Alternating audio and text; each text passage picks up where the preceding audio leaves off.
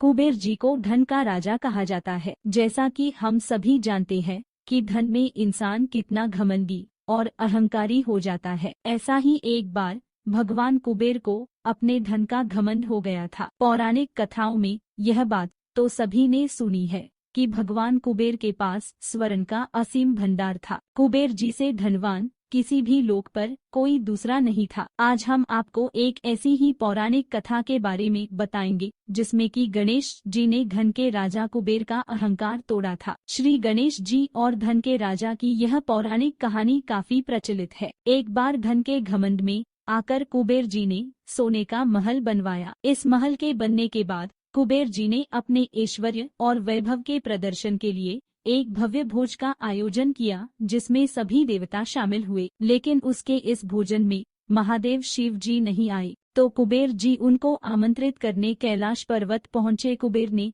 महादेव को भोजन के लिए आमंत्रित किया, लेकिन महादेव कुबेर जी की मंशा समझ चुके थे। खुद न जाकर शिव जी ने अपने पुत्र गणेश जी को महाभोज के लिए भेज दिया, क्योंकि शिव जी समझ गए थे कि कुबेर देव को घमंड हो गया है। उन्होंने कहा, हमसे अच्छा है कि आप जरूरतमंद लोगों को भोजन कराएं। कुबेर देव ने जवाब दिया, मैं तो सभी को खाना खिलाता रहता हूँ। आज मेरी इच्छा है कि मैं आपके परिवार को भी खाना खिलाऊं, इसलिए आप मेरे महल में आइए और राजसी भोजन करिए। शिवजी ने सोचा, कुबेर देव का घमंड दूर करना होगा। उन्होंने कहा, मैं तो नहीं, लेकिन आप गणेश को ले जाइए। ध्यान रखिएगा कि गणेश बहुत जल्दी तृप्त नहीं होता है। कुबेर देव को अहंकार था ही, तो उन्होंने कहा, मैं तो सभी को भोजन करा सकता हूँ, तो गणेश जी को भी तृप्त कर सकता हूँ। आमंत्रण मिलते ही गणेश जी कुबेर देव के महल में पहुँच गए। कुबेर देव ने गणेश जी के लिए बहुत सारा खाना बनवाया